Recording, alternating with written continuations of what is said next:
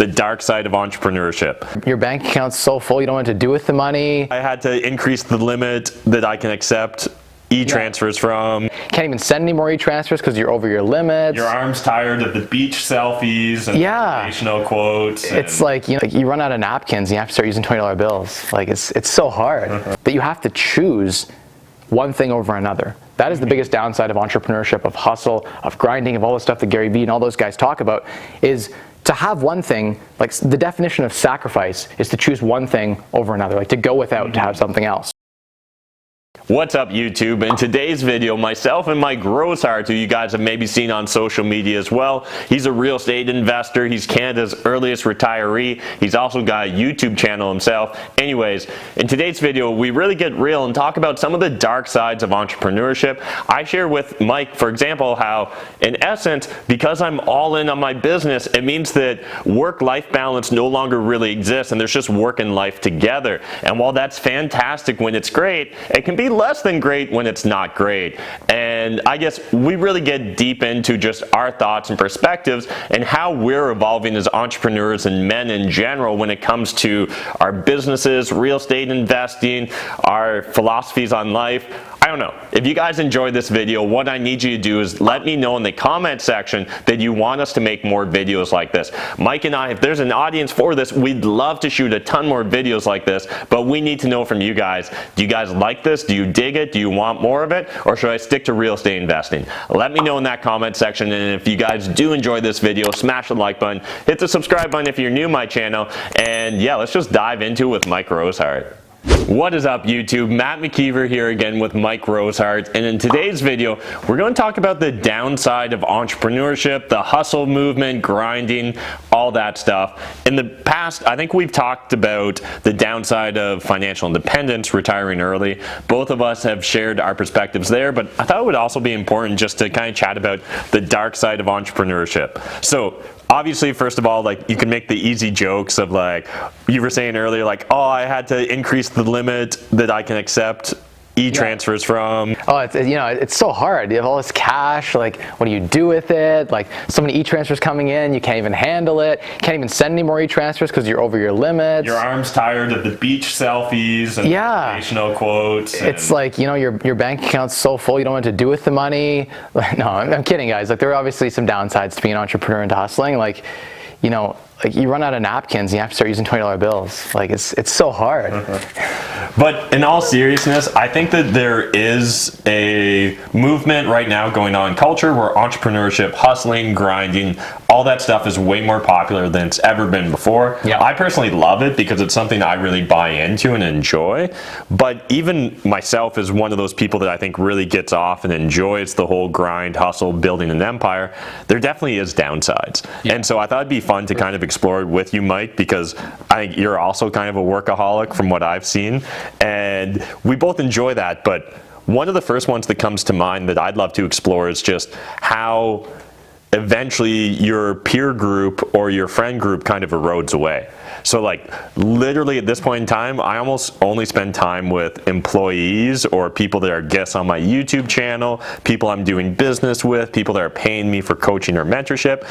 I don't necessarily, like, I don't bro out anymore, and I don't have a group of guys that I would immediately go bro out to. Like, I guess I could go back to the guys I used to hang out and drink with and stuff, but that doesn't really exist for me anymore. I'd love to hear your perspective on it. Yeah, it's an interesting point you brought up, and I think it is a real downside. Like, yeah, you stop just hanging out with those people who you hung out with before because they just aren't in the same wavelength.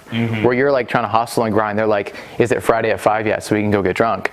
Or like, you know, they just don't want to talk about the same things you want to talk about. So I can understand surrounding yourself with other entrepreneurs is definitely something that's, you know, motivating, and it helps to share the pain of entrepreneurship. Like, people like to paint entrepreneurship as this great thing, and like, I love the shit that Gary Vee puts out, and like a lot of the guys in that space put out, but there isn't enough. Like, there's a lot of talk about, like, just hustle, just work harder, just like all your problems can be fixed by just working that much harder, by being that much more efficient. But I think there's a lot more to life than efficiency and just like making money and just hustling. And I wrestle with this a lot because, like you said, for me, it's almost like an addiction. Like, it's super gratifying when I build businesses and empires and help people, because that's the main thing that comes out of entrepreneurship is you raise your employees up, you raise your investors up, all the people who are along the ride with you, all the ships, they rise together. And so that's like extremely addicting. And building something can be very addicting. But at the same time, like, I have a wife and 2 kids. My wife's often like, she's at home, right? And she wants me to be home more with the kids and spend more time. And being an entrepreneur is like a 24/7 thing. My phone will go off at all hours, all the time, right? Like, there's always an employee issue or something. And even when I'm at dinner, this is a big problem, like a second downside, I guess, is like, your brain doesn't shut off as an entrepreneur. It's always on. So I'll often like just be I was at a family dinner not too long ago, and I'm sitting there and like everyone's talking about whatever. I'm literally just like in my head thinking about my business struggles or opportunities, and I'm not even there. I'm not even present in the room. People think I'm present. I'm there eating, I'm smiling, but like, I'm not really there. I'm actually somewhere else. I'm in entrepreneur land, right? And it's hard to turn that off. And that's something that as entrepreneurs, especially if you have a family or people that you have to also kind of like friends that you want to keep up with, you have to learn to turn that off. And that's a downside. I think that most of the successful type A entrepreneurs, we have a hard time shutting it off. And so we have to literally create, like, I force in my calendar times where like, I'm off and I'm just with family, and I'll put my phone away, like where I can't even hear it, and just turn my brain off from that. And so it's a downside, and you have to kind of cope with that as an entrepreneur. Most of us get into entrepreneurship, I think, because we enjoy building, or we just want to make a ton of money. A lot of people are drawn for the money, they're drawn for the financial. But once you reach that point, once you get past that, like, FU money, you mentioned some of the friends have that. A lot of us do, where we don't even need to be entrepreneurs anymore. We don't even need to work. We're rich. But we do it. And it's hard, I guess. We have to sit down and like look introspectively and say, like, what are our goals and what do we want from our life? And that's like getting really philosophical and super deep.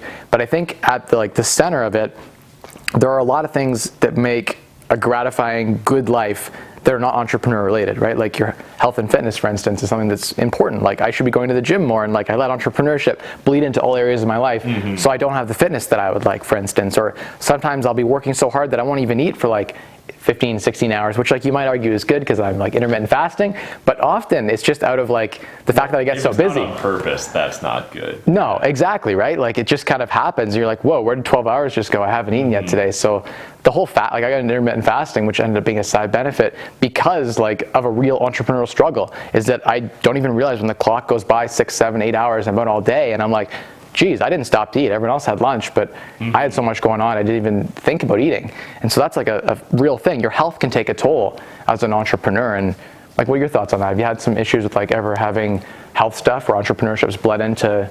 Yeah, like, I think it's really easy to, once you like get your mentality of being a hustler, a grinder, an entrepreneur, whatever, I think it can be really easy to end up with that tunnel vision.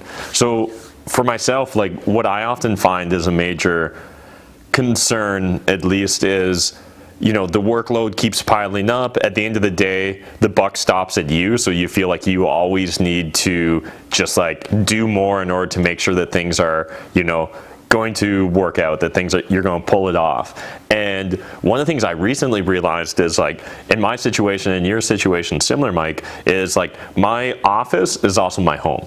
So like, literally, and then I also have roommates live here who are also employees. And so what I realized, like, there's amazing benefits to my business, so I'm not trying to downplay the benefits of it, but if I was looking just at the downsides of it, one of the real risks is I realized that over this year that like, I now no longer have anyone that it's appropriate for me to vent to. So like, I literally, like, there's no safe scenario, right? Like, I shouldn't be venting to one of my employees about another employee. I shouldn't be venting about one of my team members to another team member.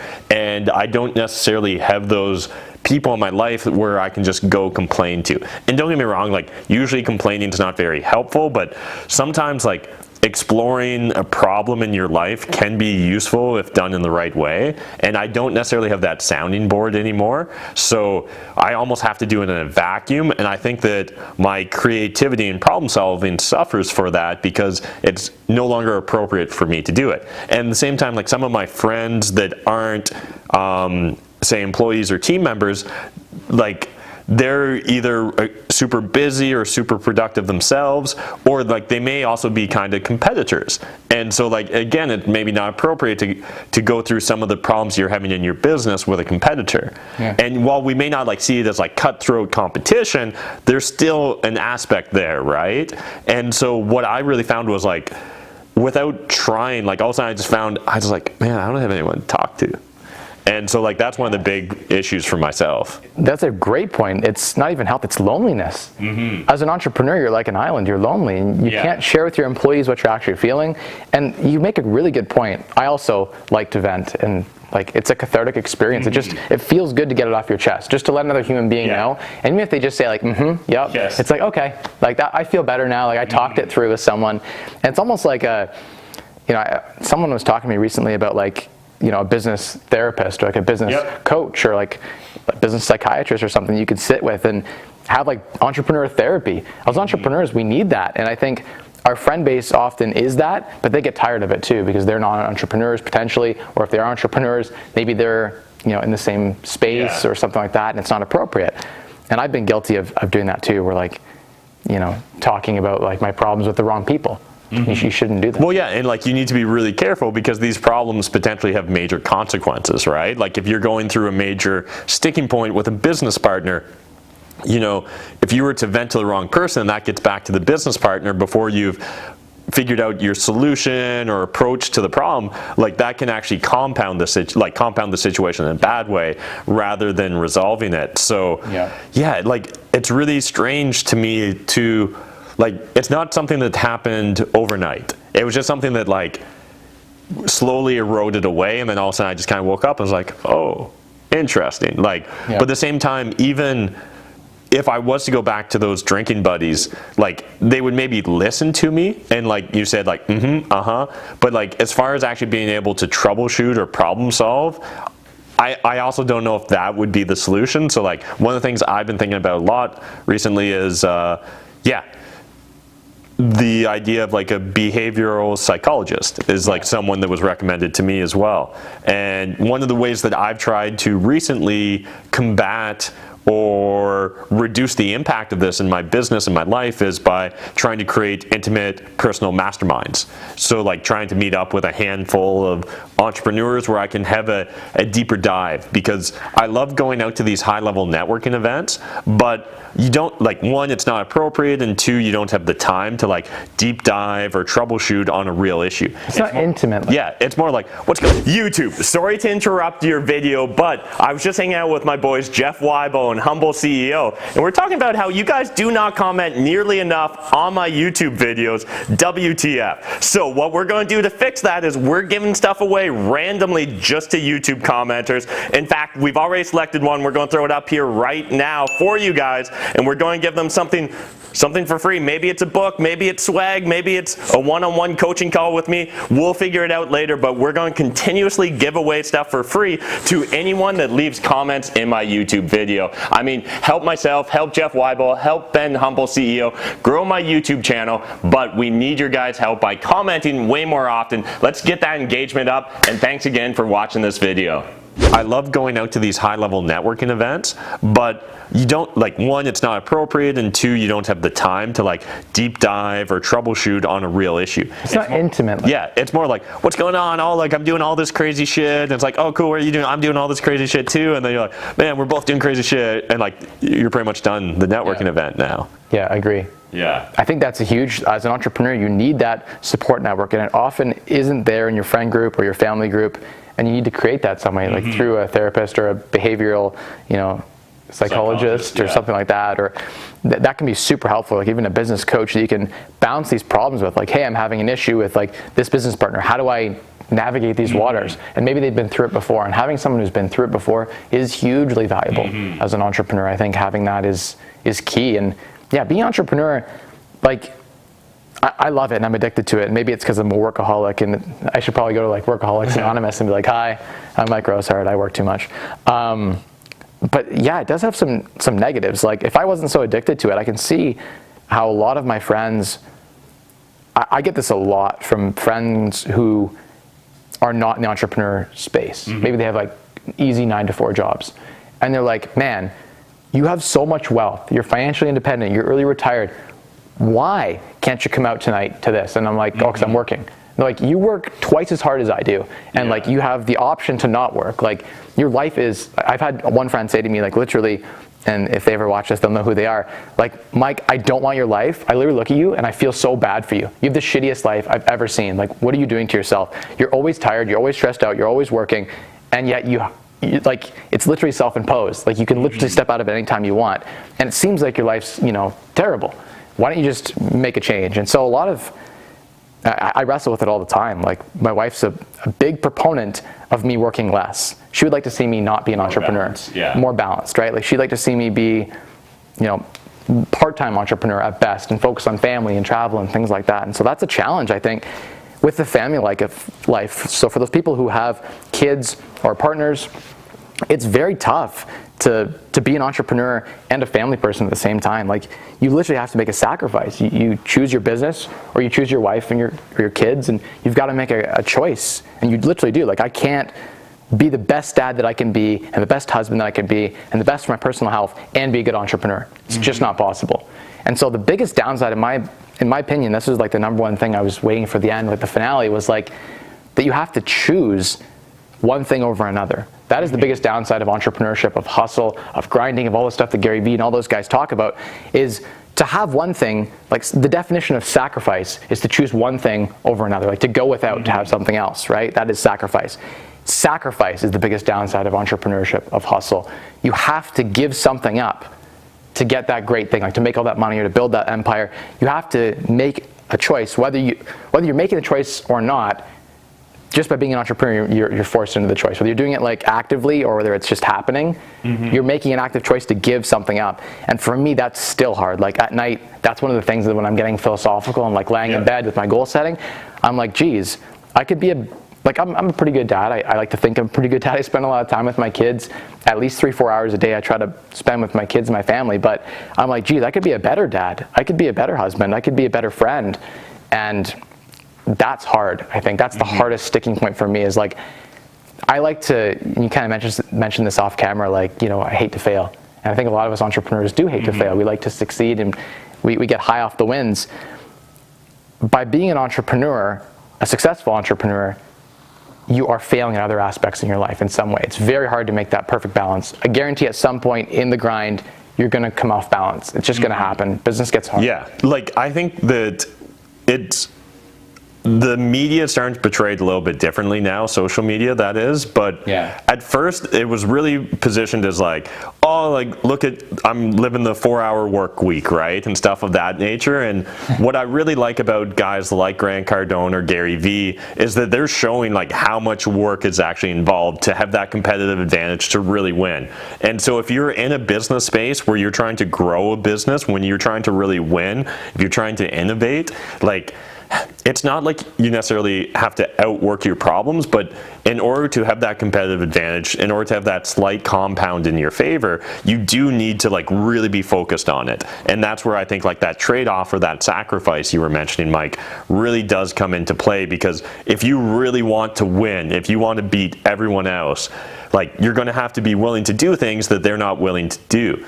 And so recently on like a coaching session, I was talking to someone that wants to get into real estate investing, and he's really successful on YouTube. So he's making a lot of money doing YouTube. And he was asking, and like we're talking through whether it makes sense for him to get into real estate. And I said, there's a decision you need to make here. And that is like, where's your time best spent? Like, do you want to learn everything about real estate? Is this a true passion of yours? Do you really care about it? Or is it just a means to an end of producing income? Because if it's a means to an end, you'd be much better served being the passive partner. Because I was like, just remember, when you go out there to try and get a deal, you're competing with guys like me, like Mike Rosehart, that spend a lot of time in the real estate world, that have spent years building up a network and all the connections, but also we got years of experience on you. And we already have a lot of assets and value, like, and net worth and stuff. And so like, if you're going to try and beat us at our own game, like, you're going to have to figure out something there. So you're going to have to create a compound strategy where you blend multiple strategies together and create an innovation where you're able to go succeed now in a different niche or sub niche that you've created, or like you're going to have to outwork us. Like that's pretty much the only real answers there, right? And I think that way too often people want this silver bullet, like that I'm going to be able to point out like, oh no man, like I actually do only work an hour a week, and like the way I find great deals is I just go on this one website and it tells me all the best deals and no one else knows about it. And it's like, no, that shit doesn't exist. If I just told every like coaching client that, then like everyone would know and there'd be no deals, right? So yeah, so I think it's really important that if you're really about that entrepreneurship, that you need to understand that there will be trade-offs and sacrifices necessary. At the same time, like Mike mentioned earlier in the video, I think it's important that you try and carve out, you know, the time necessary to make yourself balance, whatever your version of balance is. I don't think that there's a one-size-fits-all when it comes to balance either. So my version of balance probably looks a lot different than Mike's versus, you know, our team members or our employees. And yeah, exactly. Each person's balance is different. Yeah, that in a nutshell is the hardest part of entrepreneurship. I think like one minor thing I would just sort of mention that's tough with entrepreneurship is the failure rate. It's very high, like in the high 90s, I think is pretty common. And so like, I think an important thing to understand, if you want to really be successful as an entrepreneur, you're also gonna have to go the distance. So you're gonna fail a really long time until you succeed. And so like, there's all those motivational quotes out there that like, like motivational quotes are great, but like the ones where it's like, remember that guy that quit? Yeah, no one else does. Or like, you know, all those things. But it is true. To me, like, you don't really fail until you've quit. And so like, again, are you willing to sacrifice and spend all that time failing before you succeed, or are you not? And like, that's something as an entrepreneur you really need to know, because if you've decided you're going to be successful, it just means that you're not going to ever quit. And so like, there's a certain trade-off there, right? Like if we've decided that we're never going to quit, it means that we're going to have to put a lot of time and energy into this thing in order to get to the other side of that tunnel and succeed or win. It's like any entrepreneurial business. Like even YouTube's a good example for myself. Like I've had very limited success, and I feel like, and we've all had struggles on YouTube, all of us who are in that game. You mentioned a little bit earlier about a guy who does that kind of full time, right? Like you could produce 100 videos and have no success, but like to your point of never giving up, if you produce 10,000 videos and you just keep producing videos your whole life, eventually one of your videos is going to take off. Like probabilities are such. And like that's where my headspace is now, because like I was on this phone call giving him advice about real estate, and I just realized I was like, oh, man, I'm never going to win at YouTube. Like I can make sure I don't quit, and that's how I'm going to succeed at YouTube. And that's how you'll continue to win. I'm not going to win. Like there's not going to be a moment where like I cross the finish line and win. In my opinion, he has crossed the finish line and won at YouTube because like it's so ingrained now, he can just do it naturally. The same way maybe we sort of have on real estate or investing side. But yeah, like for myself, I'm still going to mainly be focused on real estate, my business, entrepreneurship. So the idea of like me going viral overnight, like I need to just fall out of love with that idea and understand that the only way I'm going to win on YouTube is by making those 10,000 videos, by just trying to create all the content and by just refusing to quit. And like it depends on what you just describe as success, right? A lot of entrepreneurs, maybe your goal, like, and by a lot of respects, you're an extremely successful YouTuber. Like compared to myself, I have 15,000 subs. You have like well over 50,000. You're extremely successful to someone like myself. It's all relative. It's all relative. Like someone else might have 10 million subs and be like, oh, he only has 500K. Like, you know, who cares about him, right? Yeah. So it's all relative. Like some entrepreneurs are happy making 50 grand a year at their like landscaping business, and someone else might say that's like what a waste of time. I wouldn't even touch this business for less than 500. And so it's how you define success and failure. I think that sort of defines how you go down this path, right? If you're expecting to be like the best entrepreneur that there is in that space of that business you're starting, that might be an unrealistic expectation. You might fail and have wasted a lot of time and not reached your goal. And at the end of the day, I think that's the positive of entrepreneurship, is that you can like reach goals and like great heights and build awesome things. But if you set goals that are unrealistic, I mean, you're going to set yourself up for failure and have sacrificed a ton of other things in your life to build something that didn't satisfy you because you didn't reach the goal that you set for yourself. Yeah, 100% agree. I feel like this is a good time to wrap it up, so I won't put you on the spot, but if you want to think, I'll tell the audience a few of my suggestions and then you can jump in with yours. Sure. But so my number one suggestions for anyone that wants to be an entrepreneur that's on that hustle life is, if you want some balance, like Mike said, you're going to have to schedule that into your calendar. So that's not going to happen the same way that we say pay yourself first when it comes to personal finances. I'm going to say do the same thing with balance. So like book your balance first when it comes to your calendar, or else you're never going to have that balance. But also, if you're truly all about it, if like you're going to be relentless, you know, if you're going to win no matter what, you need to understand that the only way you can guarantee that is just by never quitting. And there's going to be trade-offs. There's going to be a certain level of sacrifice involved in that. For me, I still think that it makes sense to keep doing it, so I'm going to keep doing me. But at the same time, just because entrepreneurship, hustle, grind is popular right now, doesn't mean you need to be all about that. I think Gary Vee's had a great recent pivot in some of his messaging where he's like, if you make an amazing number 2, go be the best number 2 you can be, rather than be a shitty number 1. So that's pretty much my tips, guys, is like, you know, book your balance in your calendar. If you're really all about it, just understand that that means never quitting, and there's going to be trade-offs and sacrifices. And then I don't know if there's anything you want to add, Mike. Yeah, I think we covered a lot of it. The message I'm going to give you guys is entrepreneurship is hard. It's harder than any other job you're ever going to have, and at times it's going to feel worse than any other job you've ever had. And at the same time, though, it's all worth it. Yeah, like the highs are higher, the lows are lower, yeah. But it's because you have that internal locus of control. If you're an entrepreneur, it's always your fault.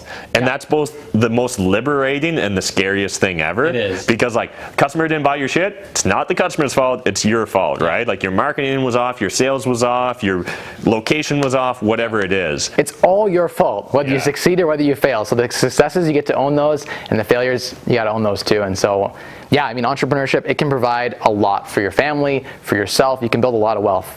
Entrepreneurs are the wealthiest on average, I think, especially the successful ones. Yeah, if you want to build wealth, it's a great way to do it. At the same time, maybe be an entrepreneur for a set period of time. Maybe say, I'm going to set a goal, I'm going to build this empire for like 5 years. Like I set goals for myself where I maybe don't want to be the entrepreneur that I am today 5 years from now. I might want to be a part-time entrepreneur 5 years from now. I might want to be so systematized that I'm, you know, some version of the 4-Hour Work Week by Tim Ferriss, but maybe not to that extent, because we know that doesn't really happen in real life. But at least not for a growing business, right? For a growing business or one just starting out, right? Yeah, I think for myself personally, I found it's been very worth it. There's been times where if you were to survey me, like even like 6 months ago in the moment or that day, I'd be like, F entrepreneurship, like it sucks. Go back to the like day job, don't do this, don't be me. And like for the friends that watched me and said like they didn't want to be me, that's cool too. Like it does suck at times, and it's hard to be an entrepreneur. The payoff is big, and the best part is, as an entrepreneur that, you know, builds a bit of success, you can always pivot. If you become an entrepreneur and you hate it, that's okay. You can just sell the business or create an exit strategy where you can get it out and your partner could buy you out or something to that effect. You're in control, and that's the beautiful thing. Like I've, you know, done the same. I've moved through businesses over time as well. I've had a few businesses fail actually over time, and that's okay. Like that's part of building and being an entrepreneur. Just because you failed 3 times, you're watching this video, maybe you failed at entrepreneurship 3 times, doesn't mean the 4th time won't be an extreme success, especially if you don't give up. Yeah. So I think it's worth it, but you've got to factor in there are a lot of downsides to entrepreneurship, and it doesn't have to be forever.